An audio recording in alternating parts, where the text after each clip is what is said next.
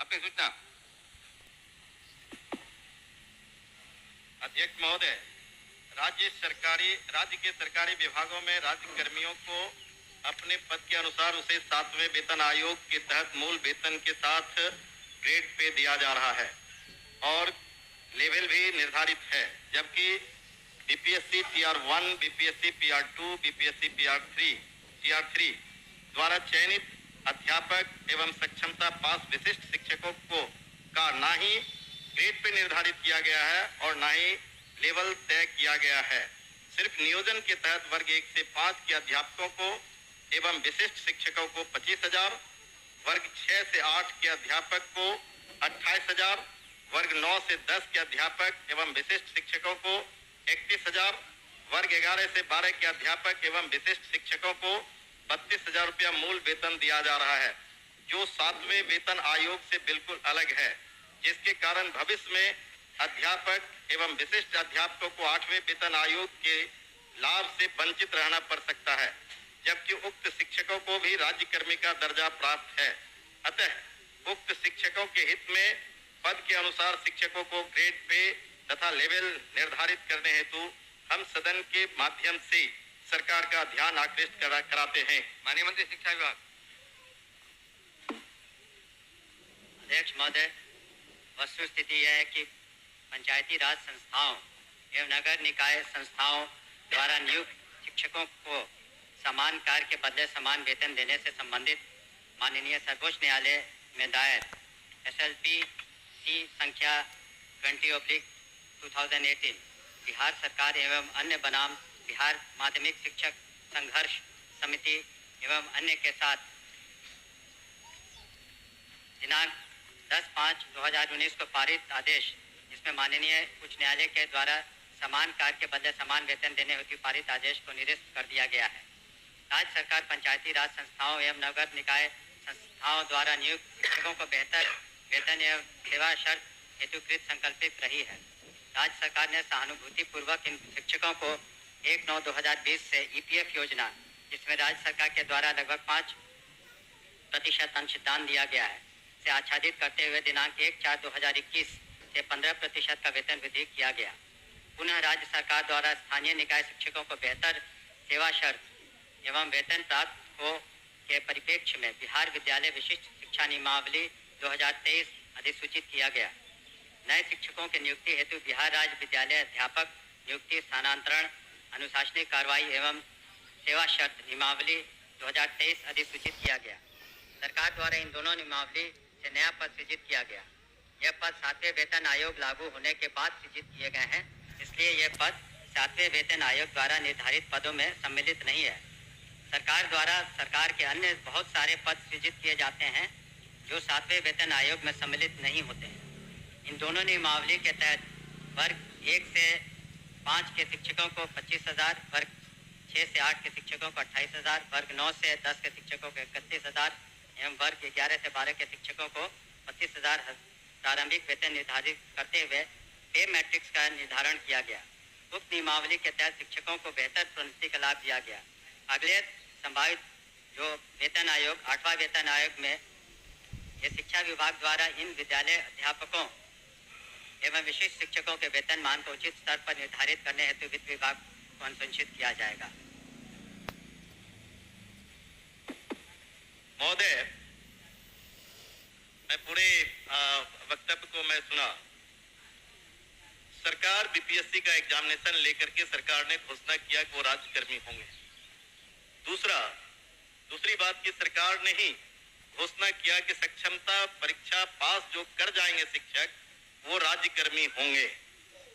तो जब राज्यकर्मी होंगे तब फिर क्या औचित्य है कि आप उसको 7वें वेतन के लाभ से अलग रखेंगे, उस श्रेणी में नहीं रखेंगे? क्यों उसको राज्यकर्मी का दर्जा देते हुए और राज्यकर्मी की घोषणा करते हुए उस लाभ से सरकार क्यों वंचित रखना चाहती है, ये मैं जानना चाहता हूँ। माननीय मंत्री। अध्यक्ष महोदय, इसमें जो विचार विमर्श किया गया वित्त विभाग से, ऐसी बात नहीं है कि सहानुभूति तो पूरी रखी गई। एक और आंकड़ा मैं पढ़ना चाहूँगा सदन के सामने। वर्ष 2003 में जो नियुक्त प्रशिक्षित शिक्षा मित्र थे प्रारंभ में उनका नियत वेतन प्रति माह था 1,500, जो वर्तमान सकल वेतन प्रति माह हो गया 31,340। वर्ष 2006 में नियुक्त पंचायत प्रखंड नगर शिक्षक थे 5,000, उनका वर्तमान सकल वेतन प्रति माह हो गया 29,410। वर्ष 2010 में नियुक्त पंचायत प्रखंड नगर शिक्षक 7,000 था वेतनमान, तो उनका हो गया आज के दिन में 29,410।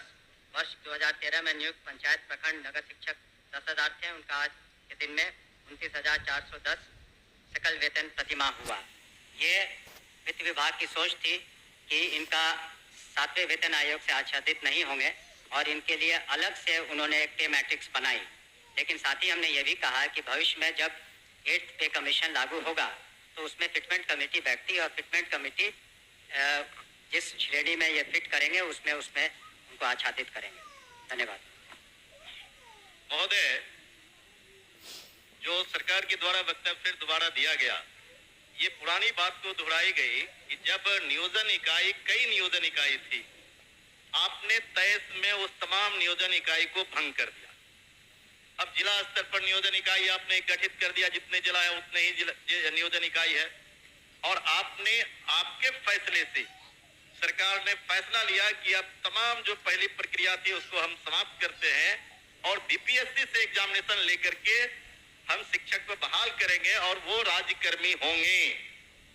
दूसरा, इस सरकार से हम लोग बात कर रहे थे कि जो पुराने तरीके से पंचायत से, प्रखंड से, जिला परिषद से जिन शिक्षकों को नियोजित किया गया उनको आप सरकारी कर्मी घोषित कीजिए। सरकार ने एक फैसला लिया, सक्षमता परीक्षा जो पास करेगा वो सरकारी कर्मी होंगे। तो सवाल उठता है कि सरकारी कर्मी वो सिर्फ स्कूल में नहीं पढ़ाते हैं, उनसे आप चुनाव में बूथ पर भेजते हैं, उनसे आप जो है सो बीएलओ बनाते हैं, उनको कई तरह का सवाल करते हैं। जब वो सरकारी कर्मी आपने घोषित किया है तब सरकारी कर्मी के बराबर उसके समकक्ष 7वां वेतन क्यों नहीं देना चाहती है, ये हम जानना चाहते हैं। तो नहीं, उनका कहना है कि वो पुराना जो बताया 4,000 था, 2,000 था, 3,000 था। दूसरी बार खड़े होकर बोले नहीं। सर अध्यक्ष महोदय, जब ये पूरा मामला वित्त विभाग में गया, वित्त विभाग इसमें सारे निर्णय लेता है। पे मैट्रिक्स उन्होंने नया किया और कहा कि ये 7वें वेतन आयोग से आच्छादित नहीं होंगे। और दूसरी बात ये भी है, हम इस बात को स्वीकार कर रहे हैं कि भविष्य में जब 8th पे कमीशन का इन्होंने बात उठाई है, तो जब भी पे कमीशन केंद्र सरकार के द्वारा जब वो लागू होता है तो यहाँ बिहार में भी फिटमेंट कमेटी बैठती है और फिटमेंट कमेटी के अनुसार उस वक्त इसमें जिसमें करेंगे हम लोग अनुशंसा करेंगे। लेकिन अंतोगत्वा इन सभी मामलों में वित्त विभाग अपने वित्तीय प्रबंधन के तहत ही अंतिम फैसला देता है, जिसको सभी को स्वीकार करना पड़ता है। धन्यवाद। हो गया आपका। सर ठीक है, वो लोग पूछेंगे, लेकिन मेरा आखिरी सबमिशन है सर, सप्लीमेंट्री मेरा ये है कि वित्त विभाग से सारी प्रक्रिया को पूरा करते हुए तब आपने बीपीएससी का एग्जामिनेशन लिया और तब आपने राज्यकर्मी का दर्जा दिया। तो साथ में वहीं घूम फिर के आ रहे हैं आप। 7वें वेतन का आप लाभ उसे क्यों नहीं देना चाहते? ये सरकार एक लास्ट करते हैं सर। मैं एक ही बात को बोल रहे, बोलिए अध्यक्ष। जाएगा क्या करें?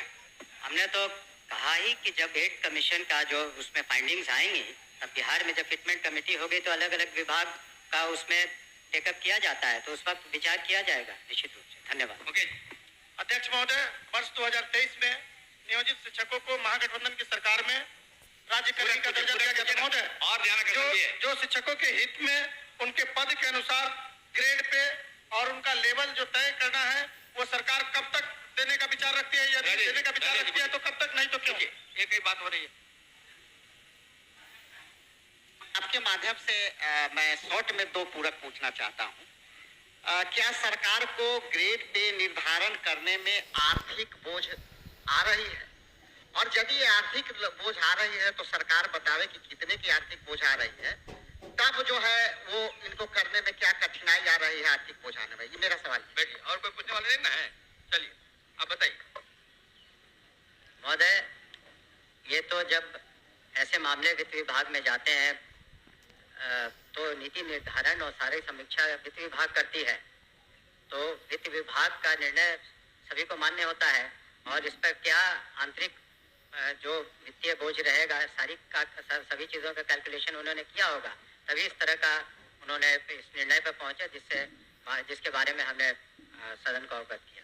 अध्यक्ष आपकी सूचना को पढ़े। अध्यक्ष बैठी हो गया नहीं, अरे 3 बार जवाब दिया, 3 बार वही सवाल खड़ा किया जो आप बड़ी अभी कहते हैं